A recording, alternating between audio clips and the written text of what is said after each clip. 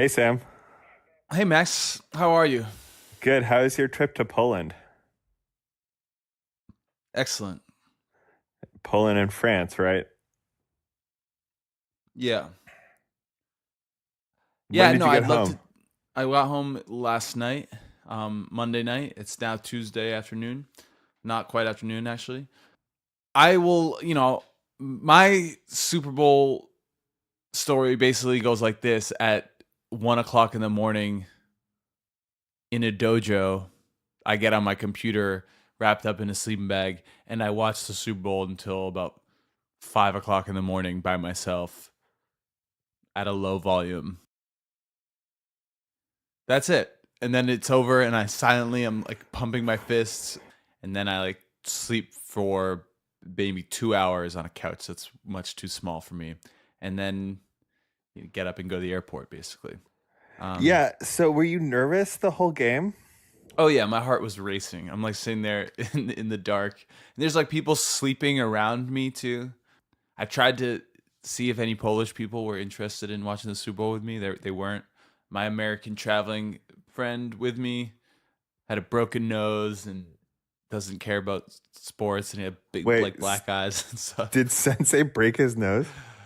Sensei, I feel like fixed his nose. The Polish sensei broke his nose like really crooked and wild, and then I tried to straighten it back for him, which I'd never done before to someone else.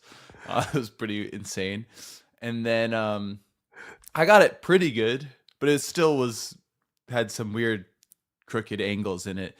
And then the next day, a second chop to his face actually left him like extremely straight, which was kind of cool.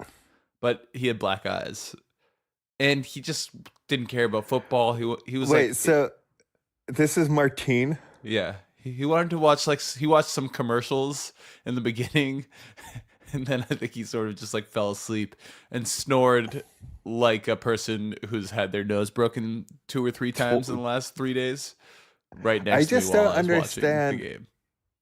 Let me get this straight.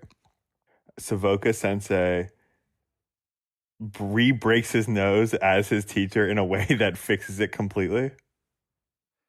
Yeah, it's not. Yeah, I mean, He and chops his nose back into place. to be That's our clear, that's so cool. I I was the like only that story. person that tried to help his nose. The other two people in this story were just chopping him in the face. But But one right, no. happened to chop him perfectly straight. And that's the one that he like that's his main teacher. Yeah. Our main teacher. What a guy. I mean, it wasn't my favorite Super Bowl viewing experience. Wasn't my least favorite either. It was kind of nice to be have a moment alone. I didn't really have a lot of those on the trip, and it was, the results spoke for themselves. It was. I didn't find that game boring. I want to hear about you. How'd you watch the game? Were you at home on your laptop also? Sam, you know where I was. I sent you photographs. Just tell the people. Tell them what your brother did. You somehow went to the Super Bowl. You went to the I Super Bowl. somehow went to the Super Bowl. It's true. And it was so awesome. And I'm feeling Even so fucked even up for right you, now. I'm like even I'm you feeling set the so bar fucked pretty up right high for now because yourself. I don't want to ever go to another sporting event, I don't think. That's I mean, kind of that how I'm should feeling right now. definitely be the last football game you go to, right? I don't think I'll ever go to see a professional sporting event again. That's a What's little the bit point? extreme. So what happened? Okay, I'll tell you everything. I have a kaleidoscopic view, but I'm operating under the thesis right now that I might have permanently ruined like sports viewing for myself because this was so awesome. Sam, All right, to start things off, the question on everyone's mind is how did you get into the Super Bowl, Max? And I don't actually know the answer, full disclosure. And I don't want to be disappointed because right now my imagination is running wild with this idea. And I'm afraid yeah, I think you're asking the wrong question. you refuse to even I want to ask, did you just buy a ticket off of StubHub? No, Okay, no, and did you bribe an EMT to smuggle you in via an ambulance? No. So somewhere in between those two. Somewhere We'll in just leave between it at those that. two. You just don't. You want that to remain a mystery. I want to know, as your brother, I want to know how you got to the Super Bowl. Yeah, that's fine. I'll tell you. But that's like, again, not interesting. What is interesting is what happened once I got in through the gate, because that started a cascade of things that culminated in me literally filling up my farmer's overall pockets with confetti from the 40-yard line. Let's get to it. Cross me up! Don't snap. Don't breathe. Just leave me up this skin. And then begin. Welcome to Phone Wallet Keys, David Ortiz. This is a Boston sports podcast where me and my brother talk about Boston sports. And we started this podcast with one dream in mind, that the Boston sports teams would sweep the championships of this calendar year, and in so doing, catalyze a global revolution against capitalism. Because, explain why, so we don't sound like wingnuts. Because this isn't completely insane. There that can save us from sounding like wingnutts, but I guess. Well, wingnuttery aside, I would just like to point out that everybody hates Boston. Everyone hates Boston so much, and it hates us winning. They're like fundamentally pissed off every time something good happens to us in the sports world because of how smug and annoying our fan base is, amongst other reasons. But mostly the smugness, I think, if I was diagnosing it. Anyway, it is my position that this hatred isn't going anywhere, but could be utilized to change the internal dynamics of the United States of America. Everyone could be united in their hatred of Boston, and we could transform that into a populist revolution against wealth accumulation and global capitalism, which, to be clear, based on my Super Bowl experience, needs to happen as soon as possible. Right. So this is episode 20, and this is the Super Bowl Championship edition. Without further ado, let's get into the details of what happened on Sunday. Max, take us through. So you have a Super Bowl ticket. You want to just start the story there? And look, it's compelling. As soon as I enter like the first checkpoint, Evander Holyfield walks right by me, and I'm taller than him. So does he have all of the facial appendages attached to his body? Yeah, I didn't get like a good look at his ear, if that's what you're alluding to, but all I can say is like my Super Bowl experience begins with me showing them that I have a ticket so I can get through the first checkpoint, turning around, and then everyone's like the Red Sea parting, and Evander Holyfield walks right by me, and I'm taller than him. Like I look down on his head. I don't know if this is true, or if I was just on a hill, or if like I like blacked out and was like feeling really confident, and so I thought I was taller than Evander Holyfield. Like I haven't taken the time to like look up how tall he is on Google. But was he terrifying? No, it was like oh shit. It's like I don't know. Every once in a while, he's the former heavyweight champion of the world, right? Yeah. He's a boxer, a former heavyweight champ. I don't know. Every once in a while, you do like this double take because like you know that you've seen this person before, but it's always been on the other side of a TV screen, and now you're like, am I watching TV? Nope. Still actually here, physically standing. This is real. There he goes. He walked right by me. And I was taller. That's the point here. It's like, it turns out your brother is taller than the heavyweight champion of the world. So you're really harking on this point as if there's like you looking for a congratulations. You feel I'm so happy that you're taller than Evander Well, do you Holyfield. like remember that guy that Dennis Hopper played in the movie Speed with Keanu Reeves, and he was like screaming at him on the top of the subway about how much better than Keanu Reeves he is and everything, and then at the end, Keanu Reeves knocks his head off and says, "Yeah, but I'm taller." No, I Uh, don't know what you're talking about. well, because I'm a little bit older than you, Speed made a rather large impact on me, given the rather limited access to movies we had growing up. Speed was on TV all the time, so I watched it a lot, and that's like the like I just killed the main bad guy line at the end of that movie that Keanu Reeves says. It's like, yeah, but I'm taller. Um, a lot of things happened, but this is true, and this you're gonna be mad at me because like you don't. This is true. As the clock wound down, this guy in front of me who was at the 50-yard line in the second row, and Wait, like what? Does this that guy put in front. you in the third row from the 50-yard line? By the end of the game, I was watching the clock. I was staring. I have this great video of the clock running out because I was staring. By the end of the game, I had worked my way because the ultra rich in this country don't actually care about sports or being at like.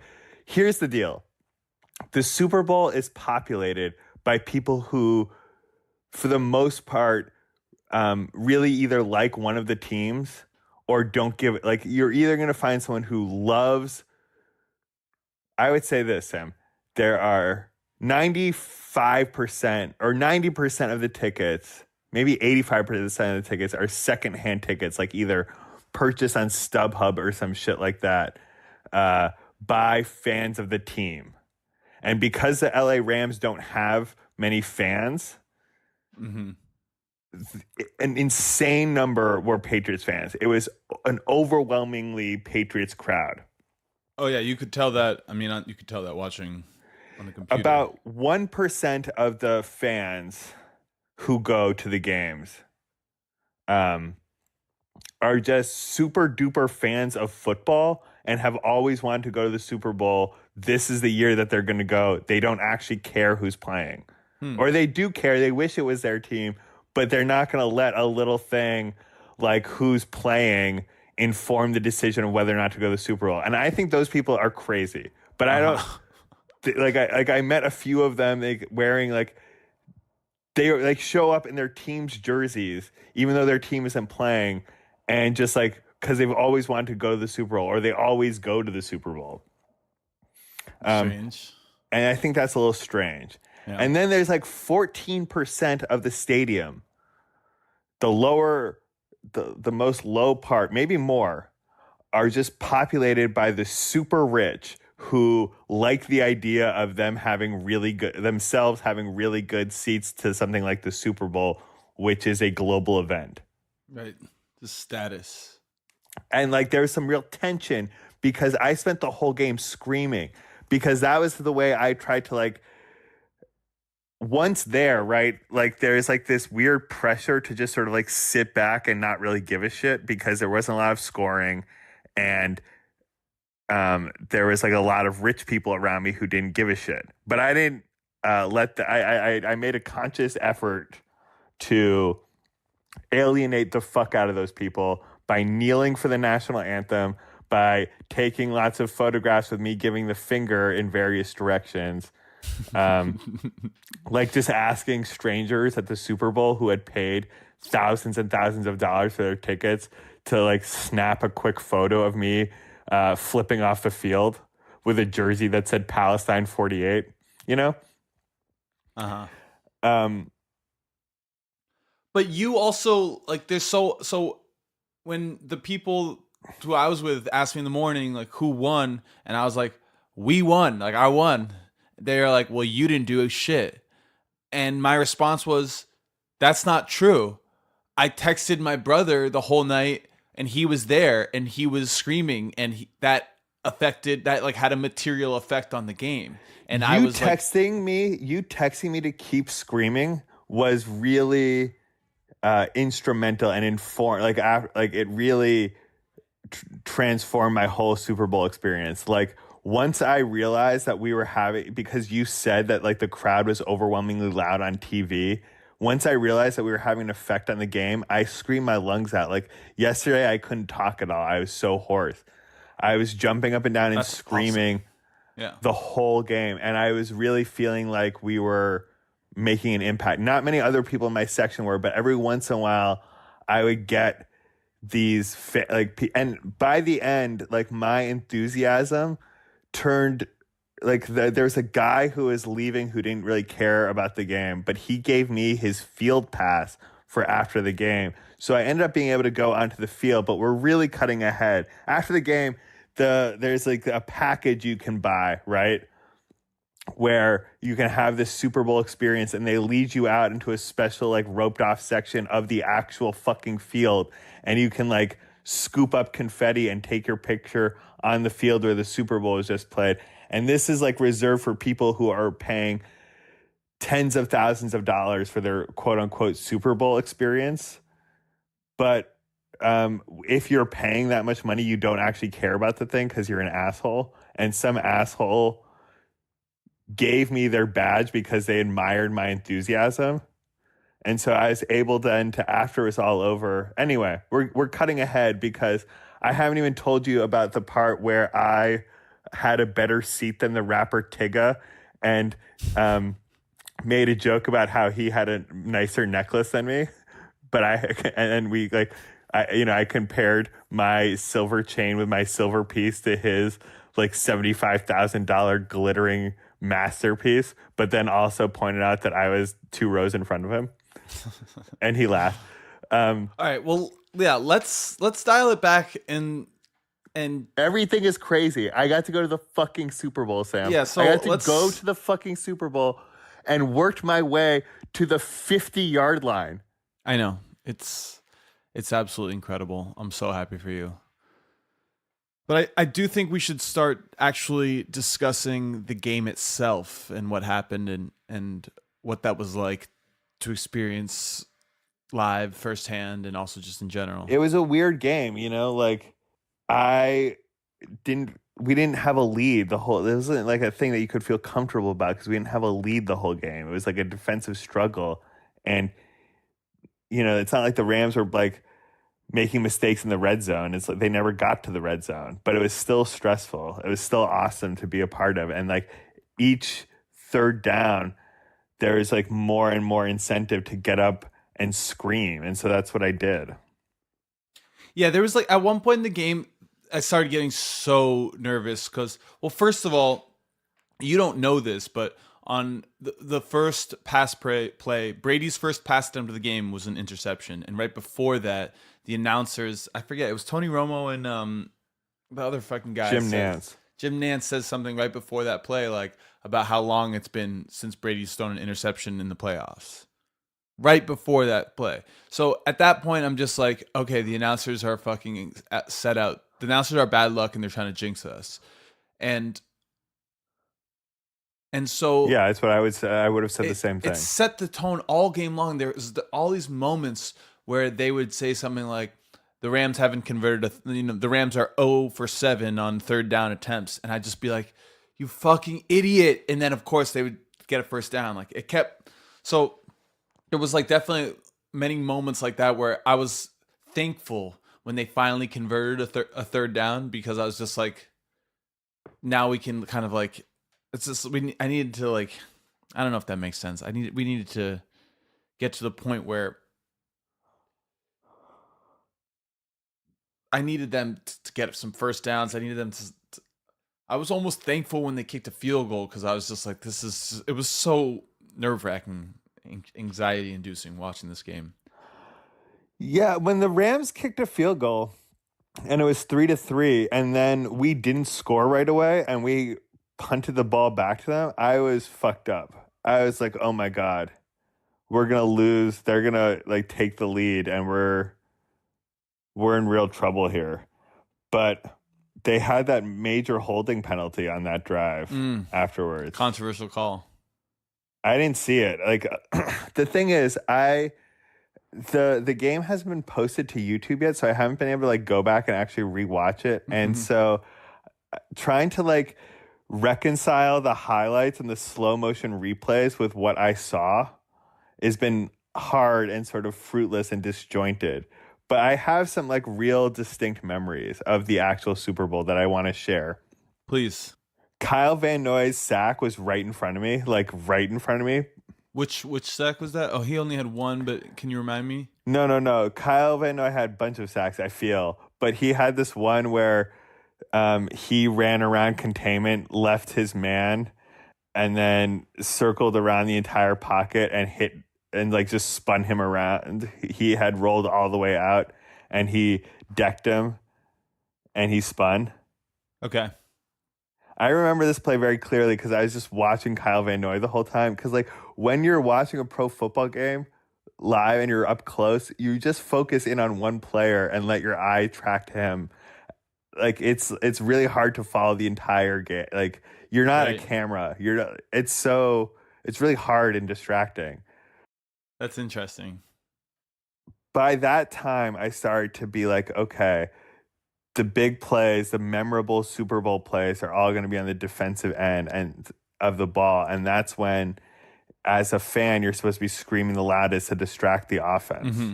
So that was just like a rock concert, like fucking feeling, right? You're just jumping up and down, screaming, and then something good happens and you're somehow screaming louder. Mm-hmm. Or jumping higher, you know?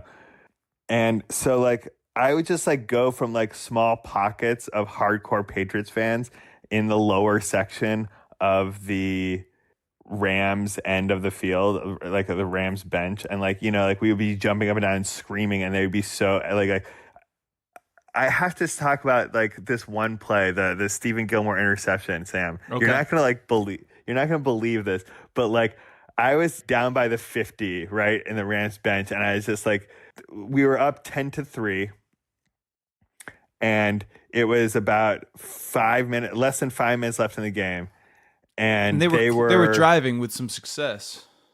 Right, they were like at the 30, I feel like, at our own 30-yard line. Something like that, close, yeah. And, you know, Jason McCourty had already made this incredible pass breakup, and it was just like, was that the play like, right before? Was the play right before was Duron Harmon? I think Duron Harmon and Gilmore. Getting there, and then Duron Harmon blitzed it was Gilmore, right. And then the next play Harmon blitzes and forces and Gilmore that picks it up. That Gilmore picks off. Yeah. So this is what I want to tell you is like I got like throughout the game, you know, you're like looking across the field and you just see Belichick walking up and down, and it's just like, oh my god, I can fucking see Belichick. But I saw Steven Belichick, the safety coach, Belichick's younger blonde son. It's his like oldest kid who is been on the staff for the last like 8 years or something. He's like got the job right out of college and he's like working his way up to safeties coach or secondary coach. Mm-hmm. I noticed him differently. He was doing something different on this play than he had the rest of the game, and I couldn't take my eyes off him. Whoa, what was it? Right as the play was getting set up, instead of like pacing back and forth, he knew the blitz call was on. He knew it was a safety blitz, and he got down like almost like a full yoga pose, hands on his knees, leaning all the way out and just watching the play. And he was so, like from across the field, his long blonde hair unmistakable. You could just tell something crazy was about to happen, which is why looking at him, right? Yeah. I don't know if you've seen the video of like the NFL Films, like mic'd up video of the interception that he has to like ice the San Diego playoff game earlier this year. Wait, Gilmore has an interception icing moment in the first playoff game we played against the Chargers, right? And you can hear Steven Belichick scream into the mic. He like someone else's mic picks up him going right before he intercepts it, like as the ball is being thrown. Here we go, Stefan. Like he knows what's going to happen in this play, and he knows it's going to be like a floating duck thrown off your back foot throw. and Gilmore, like it's great, right? You hear him screaming, and then into the picture comes Gilmore, and he intercepts the ball. And the YouTube video that you can watch. Cool. Anyway, I couldn't get this out of my head in the moment because he was so intently, like he was bending over so far and watching because he knew it was a big play. And then we picked the ball off, and it was like, I'll never forget it. It was just like ecstasy. And then, right? So then it's like 4.5 minutes to go. We have the ball on our own 6-yard line. And we're facing the greatest defense I've ever seen. The Rams defense was so good. I've never seen anyone do that to us. They were incredible. It was more because Gronk isn't as good as he once was, and because we don't have Amendola anymore or Brandon LaFell. Like our receiving was literally just Julian Edelman this game. I mean, Gronk, our wide receiver. It was also our wide Gronk. receivers from our wide receivers. Yeah, it was just Julian I'm Edelman. talking about, like, if you want to compare this to like the 2015 playoff game where we lose to a Wade Phillips coach defense with, like, instead of Aaron Donald they had Von Miller, and we only scored 18 points against the Broncos. We scored. Yeah. Wow. This was better than I've never seen anything like this. Our offensive line was playing so good. It's just like they knew that they could get pressure on the Patriots with using only their 4 all-world defensive linemen. So they dropped back 8 and clogged it up. Made it just like there's nowhere to throw it. Yeah, they did a pretty good job confusing Brady, it seemed like, which is really hard to do. And they did it, by getting consistent pressure up the middle with 4-man rush and then switching between man and zone a lot. And just the other thing they did that was really effective is all their extra defensive backs they put in the middle of the field. And Brady historically loves to throw these short, easy passes in the middle, and they forced him to go sideline. And at least, I mean, that one time when they went for it on 4th down and turned it over on downs, Brady tried to force a throw to Gronk in the middle, and he really wasn't open. So that was a really effective thing they did. But if we get a turnover, if we turn the ball over deep in our own territory, we're not going to win. The Rams are going to tie it. And then they're going to have all the momentum, and we might not be able to score on them again if we give up a pick. If Brady throws another pick there, if we get a fumble or a safety and they get the ball right back and score, then we're talking about a major momentum shift. We're talking about Rams get the ball with the score tied, not much time remaining, and that incredible kicker with that huge leg, needing to get to the 50 and being able to tie the game. You're talking about or win the game. After the Gilmore interception, if we had somehow had a turnover there. Yeah, I'm really nervous. Yeah. And Brady, at this point, that thing you sent to me about time possession seems to actually finally work. Right, yes. You were trying to calm me down by saying we're winning the time of possession thing, and look, I said that I've been saying that all playoffs long. I've been so sure about this, and in our Super Bowl preview episode last week, I said bigger than the turnover differential, what's going to matter in this game is who wins the time of possession early, and that's going into the end of that game, or the fourth quarter, we're tied 3-3, and I'm just we should be way up, and so this is terrible because this is anyone's game. But the one thing that I kept thinking about was where we dominated the time of possession, and so there we were.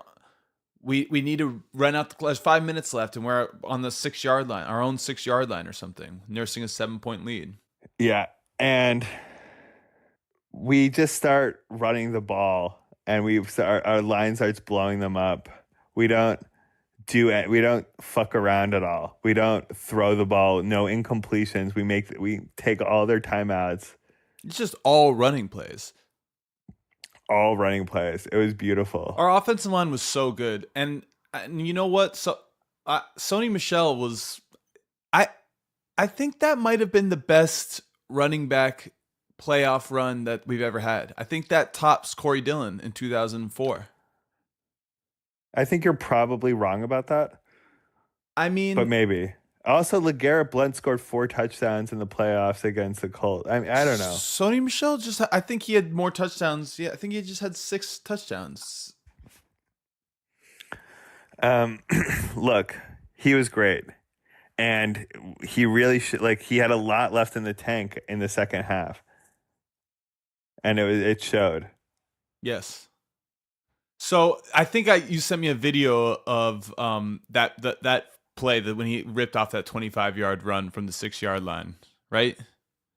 Right, but right before that, Brady reaches back. It was just like we said. It was that Shazam moment, like in the end of the Dark Knight Returns comic book, where like the mighty hero summons deep from within himself one last play before being like retired. Like I think I saw, if that's Rob Gronkowski's final catch Oh my god. that sets up Michelle. Oh my God, what a guy! That catch was unbelievable. That was It the was play of the game, unbelievable. right? He was triple covered and he was still open. Great throw by Brady too. People are acting like Brady had a bad game or something. I mean, he wasn't right. Like the previous Super Bowl, he broke the record for playoff yards in a game. For yards in a game. It wasn't that kind of performance, but that drive, Brady was incredible. Both those passes to Gronk on that drive were unbelievable. But yeah, that last one. Both those passes to Gronk were unbelievable. That pass to Edelman was whatever, but like they hadn't run that formation all game. That they hadn't run that personnel group. It was really cool, and it was so exciting. It was so exciting. When Gronk made that catch, I was just like, I was like, I felt like I was on another planet. Yeah, that was really. I mean, we had the feeling the way that game was going that a touchdown lead was gonna be. Like that was the only red zone trip that either Yeah, team took all game. It was a crazy game. that's the only one red zone play, It's crazy. and do you know that the Patriots ran the same exact play 3 times in a row on that drive? no. Yeah, so that pass to Gronk was the third time in a row that they ran the same exact They play. forced them into so like they were playing zone, right? Yes, they were playing zone, and they had You Devlin. can't do that to Brady. They had Devlin in, which was like this weird thing, and they kept sending Devlin out wide. Yeah, I kept on being like, why is he? Why? I just like couldn't believe that our wide receiver it was like our fullback at that It's point. because It was like, they had him in because I think Burkhead. It was like Burkhead and Devlin, Gronk, Edelman, and Hogan. It was just like it was a run heavy package, so that when they first trotted them out, the Rams like sent out a defense that was gonna be ready. Like that ended up having to be like a linebacker had to cover Julian Edelman or something, and so then they just stayed in that package because they had mismatches, and then they ended up using Edelman as a decoy on that drive. But I mean, he had already had such an incredible game, and everyone was already so focused on him, and they knew that everyone was just like kind of locked in on Edelman, and they knew they were gonna have Gronk able to beat the safeties there because the safeties had to come up. I don't know, brother. Witnessing it was a real thing to witness. I can't. It was suddenly felt like we were going to win the Super Bowl. That's right. Sam, Max, as the clock was winding down, you're going to be mad at me, but this is true. I was like at this point at the 50 fucking yard line, and there's this guy who is with all of his friends, and they seem to be like professional gamblers / people from the Jersey Shore. okay. They were like talking about odds the whole time I was there, and like how they had won all this money and made this trip worth it. Uh-huh. And like this guy, like, because like when you're in a place where like the seats are that expensive, Mm-hmm. I had gotten there because someone else had left, and giving me their pass. And then like once you're in, right, all of the fucking like security are facing outwards trying to keep the riffraff out. Mm-hmm. Like trying to keep people like me out rather than like police what the fucking elites are doing, which is insane. And I don't know, but like, so I get there and it's not, I'm not finding football fans. I found like one guy who was like rubbing his like clearly shaved torso as though he was on ecstasy and just like giving everyone hugs, but like not like celebratory hugs, like I'm so fucked up hugs. I think there are rich people who like went to sit at the 50-yard line and took ecstasy just to like be a part of that party rather than like because they cared about football. So like I was like excusing my like walking past this guy and like his friend though was this like really tall guy who kept on taking like Snapchat selfies and was like talking about how much money he had won. And he then brought out a fucking like small long blunt and lit it up and started smoking weed at the 50-yard line of the Super Bowl and then just saying, I'm smoking weed at the 50-yard line of the Super Bowl. Oh and like God. I was like I asked if I could I asked him to pass me the blunt because it looked too fun not to do. And it was really fun. There was like confetti going everywhere and I smoked weed at the 50-yard line of the Super Bowl, Sam. That's actually a true story. I fucking it's so weird. This shit, everything was so weird. Everyone was like, either I was encountering the most jaded assholes I'd ever seen, or people who were just like completely beside themselves with joy. There were a lot of hugs being given. Like people had like, I think a lot of fans who went there just sort of like, once the cheers started, they couldn't like, everyone sort of realized that like we were making I don't think I was the only one who was realizing we were making an impact on the game and that like our defense was doing something truly special.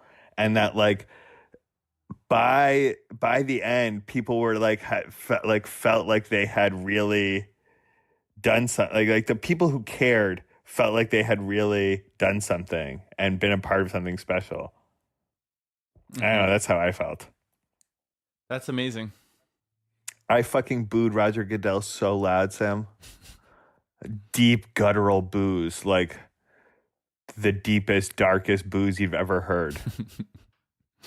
I had screamed myself hoarse, but I got a second wind, and suddenly I'm like stoned, and I'm like realizing that like this is the part of the thing where Roger Goodell hands the Super Bowl trophy to the Patriots. And it was just like, yes, this is what I'm doing. I'm doing this. This is happening right now. And I'm doing this. And I booed so loud, Sam. It was awesome. It was an old school booing performance by your older brother. I really summoned something deep within me. Yeah, so you sent me a picture of you doing us being snow angels in confetti on the field. You were down on the field after the game? Yeah, they give out these like packages, and some guy didn't care about his package because, you know what I mean? Like, yeah. He didn't care. Uh-huh. So I went down, they gave me a golden wristband that I still haven't had the. Oh wow! Look at that. The club access. Call to take.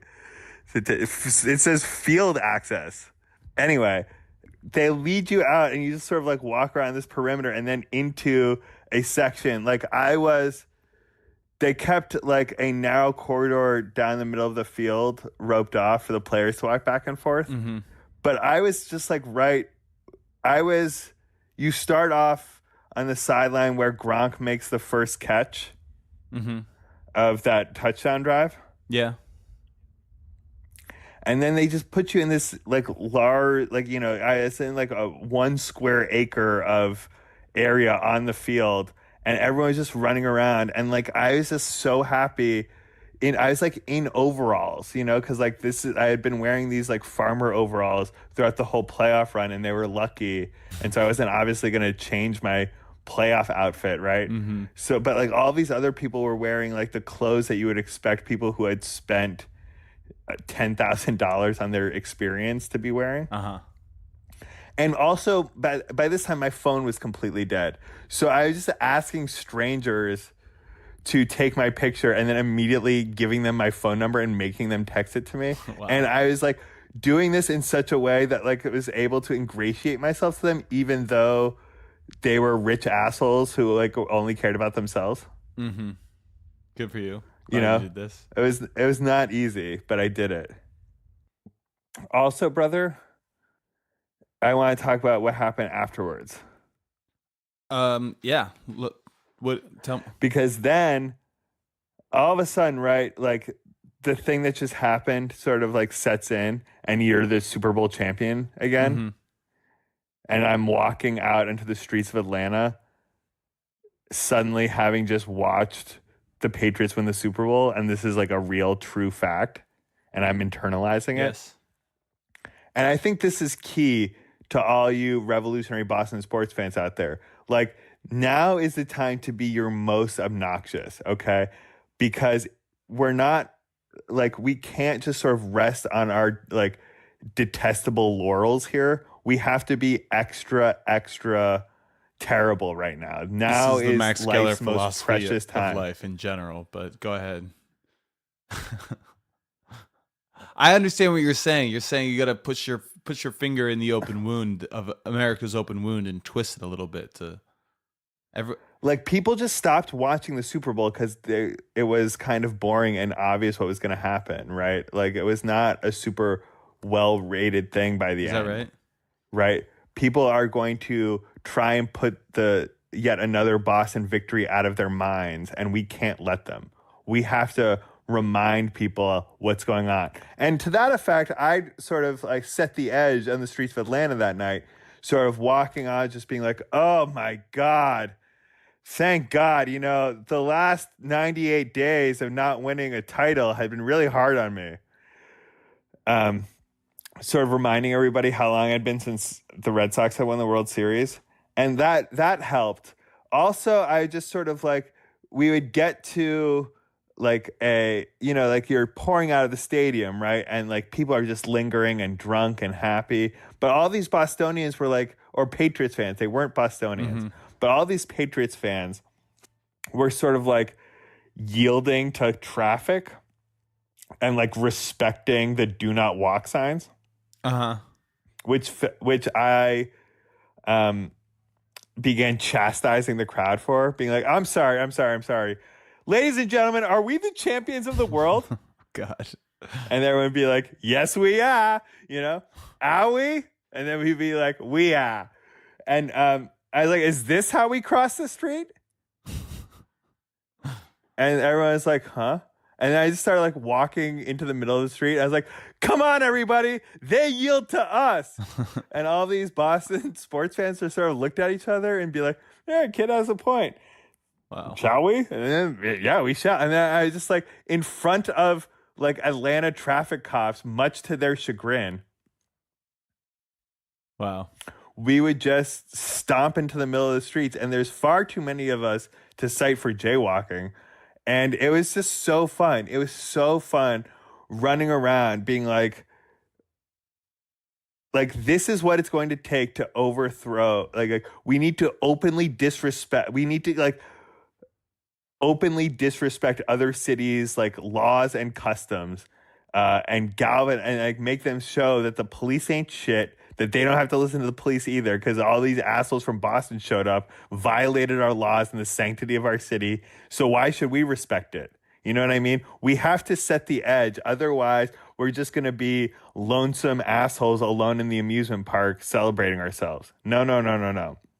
We can't do that. We have to brag and boast and bother people. Wow. Otherwise, they won't hate us enough. Yeah, I'm a little speechless. I don't know how to respond to that. Well, you would know how to respond if you had just watched your Patriots win the fucking Super Bowl in Atlanta. I mean, it's like, haven't we all? It's so fun. That's it was amazing. so fun. I'm so happy for you. It was so fun because we did it. If we had lost him, I would. Can you imagine? Like on a gut wrenching last, it would have been like some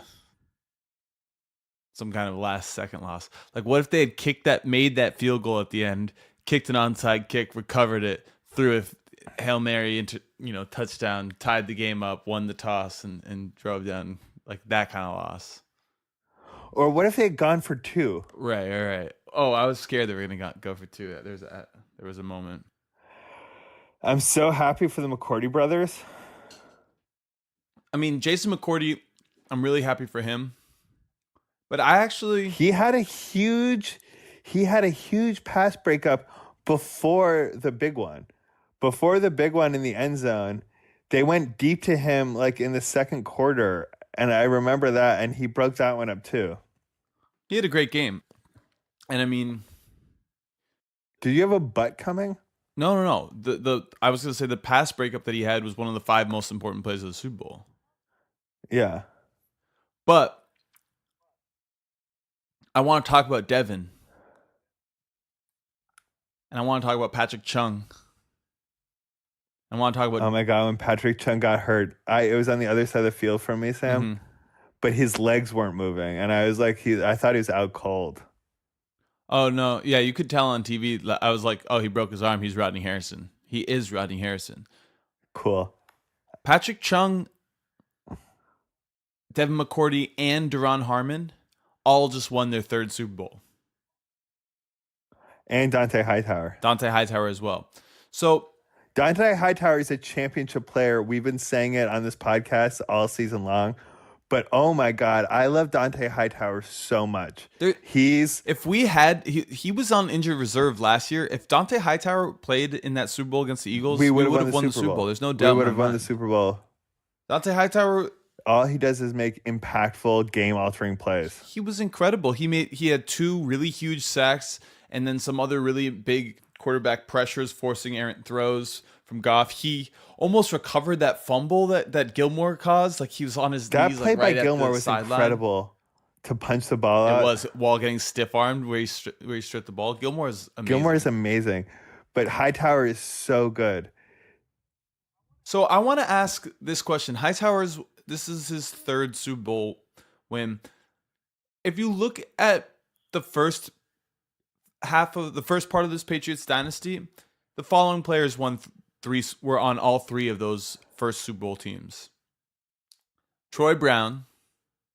There's some interesting comparisons now to bring up because basically Troy Brown and Julian Edelman each now have 3 Super Bowl championships. Kevin Falk and James White each have 3 Super Bowl championships. And then from there, the really interesting ones become Bruschi, McGinnis, and Vrabel. All 3 of those linebackers had 3. And, of course, Hightower does. Now, Ty Law had 3. We don't have a cornerback of this new era But we have McCourty. So Devin McCourty, Patrick Chung, and Harmon all have 3. And, Rodney Harrison only had 2. Right, but I think Patrick Chung just moved ahead of Rodney Harrison. And I think Devin McCourty is like basically on par with Ty Law. And my question is, Rodney Harrison had 2 interceptions in the Super Bowl. In the Eagles Super Bowl, which is that's the Super Bowl everyone needs to be comparing this to, because I mean the scenario is the same, right? The only difference the reason we think of that as like a 1 possession game is because the Eagles had a desperation score in garbage time when the game was in hand. Mm-hmm. And if they had been stopped, it would have been the similar 10-point game and a defensive throttling. Rodney Harrison has not been eclipsed in my mind yet, but I do believe that Mike Vrabel has by Dante Hightower. Yeah, so I do think that. And then, do you think that Hightower moves ahead of Bruschi and McGinnis too? Yeah. So look, here's the thing, right? You're gonna have like the first three versus the last three is sort of incomplete because there are some players like who have been here since like the 2011 Super Bowl loss, right? And there are some of the first players who stuck around for the 2007 perfect season loss. And no, what do you mean? like Rodney Harrison and Brewski were on that Oh, team. right. I see what you're saying.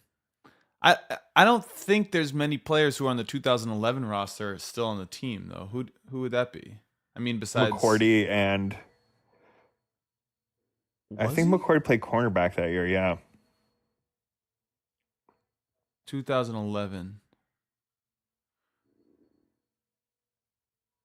In any case, I don't even know if it's worth talking about, right? But I do think the fact is, right, as far as playoff success goes, I think the second iteration of the dynasty, the second three championships have come among more playoff success than the first three.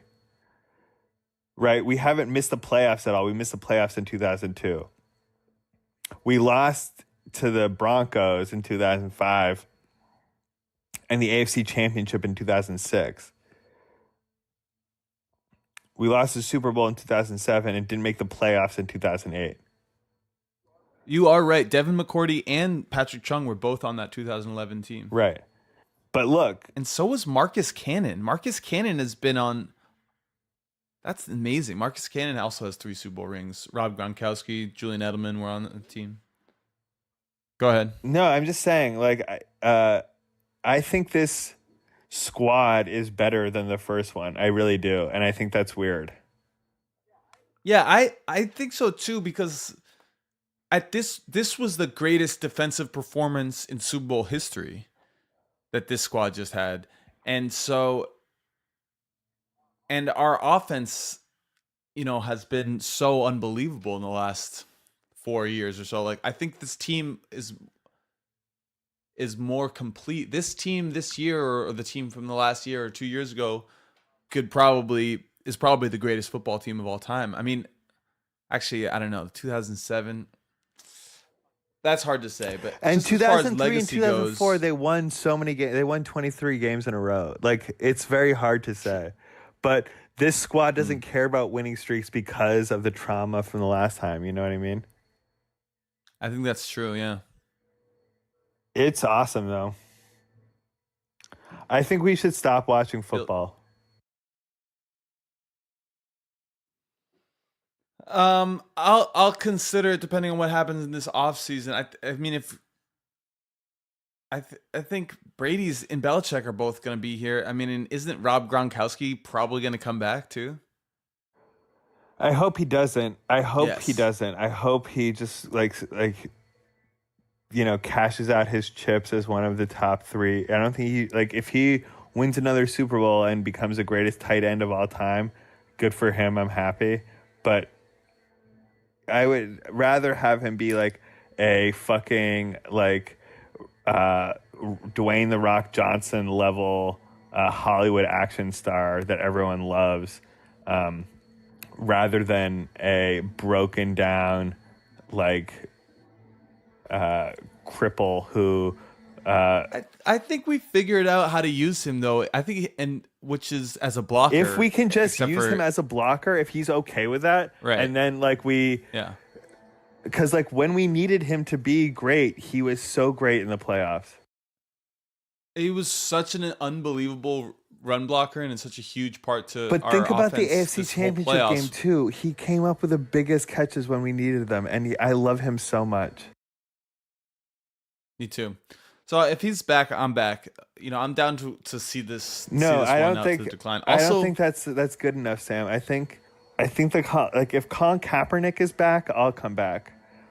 But we really need to like solve this problem. This is a lingering. I think football fans who want to enjoy football need to spend the offseason pressuring the league to like stop being so racist and terrible. Yeah, I mean, there's a good chance Josh Gordon will be back. Look, this is probably going to be a moot point because I think if the Celtics and the Bruins win championships, I think I don't know exactly what the revolution will bring and what the new society will be like, but I'm pretty sure it won't just like have the NFL as it's presently constituted.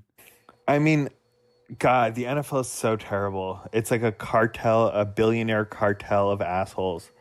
Let's save that for next week. So for phone wallet keys, David Ortiz, as we like move on to the 20s and 30s of our episodes. Okay. But for now, I mean, like, so I just want to savor. Look, I mean, we can never give money to the NFL. I'm never going to give money to the NFL again. We can't go to any more games. I mean, you should go to the Super Bowl in Miami if the Patriots are in it, but I won't be joining you.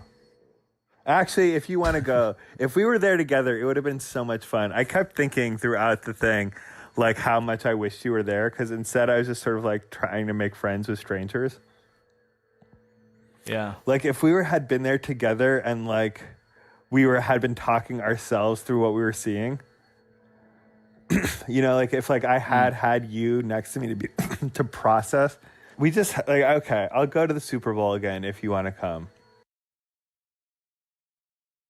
Yeah, I mean, what we fuck, we fucked up.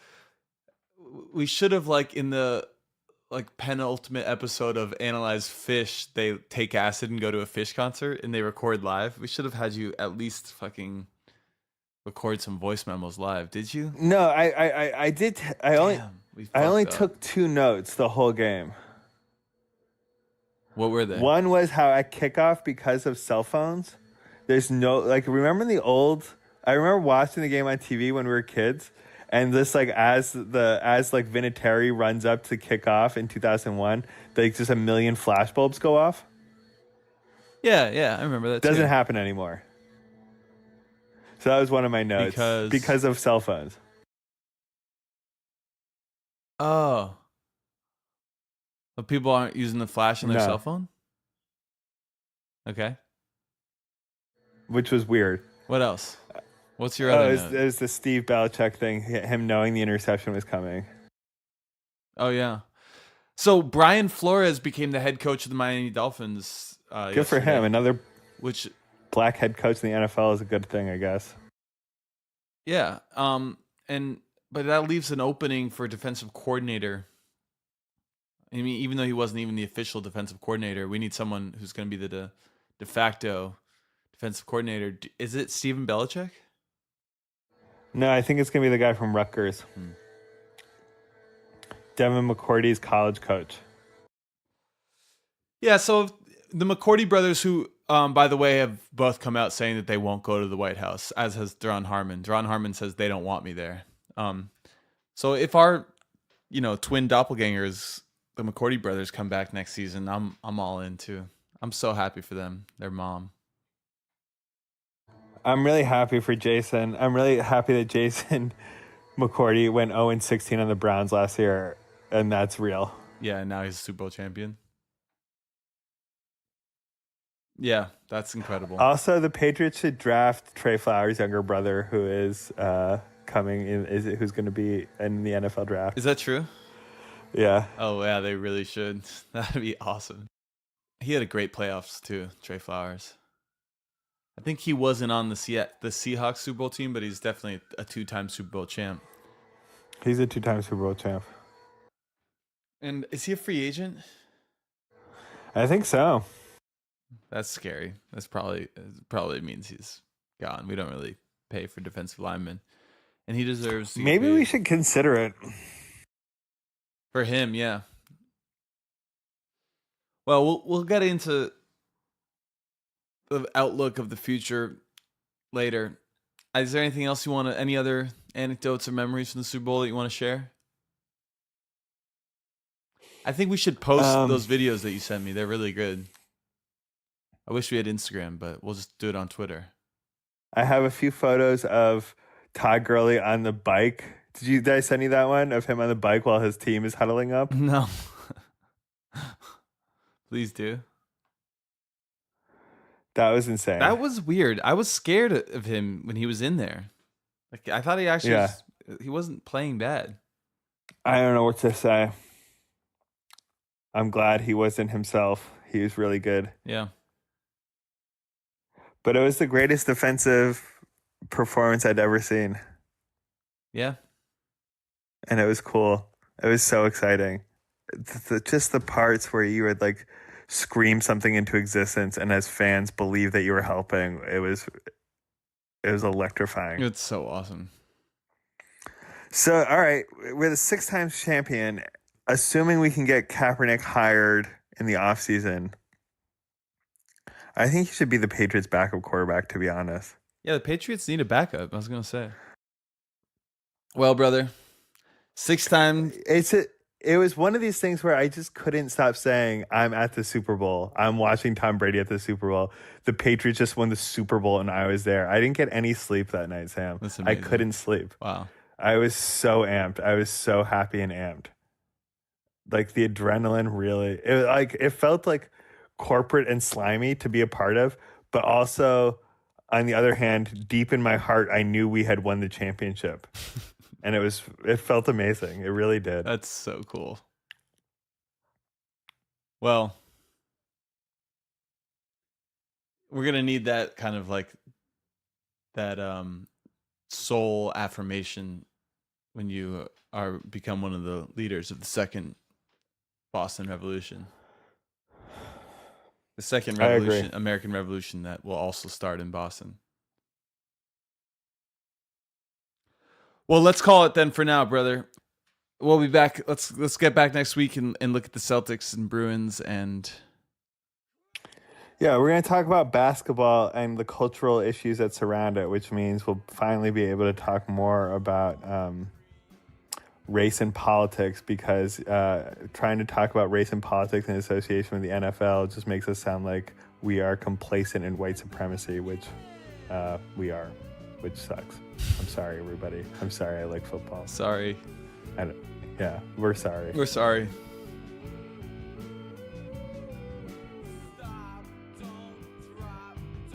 And also just like general, did you see that? I'd also like to talk next week about the cricket player who was just banned for life for domestic abuse.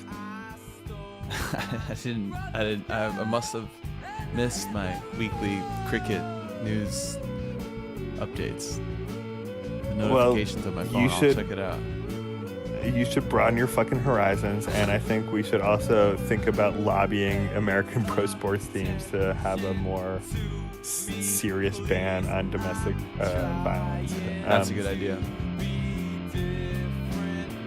But I love you so much, brother. I'm so happy that you got to experience that and that you shared that with me and all of our listeners. Yeah, I wish you were there. It would have been so cool to do that with you. Next time. All right, let's talk soon, brother. Everybody, thank you for listening. This is episode 20 of Phone Wall Keys, David Ortiz. Check out our Twitter page this week for some photos and videos of my brother being at the Super Bowl. And stay with us, because we're going to really switch gears going forward and see this revolution through.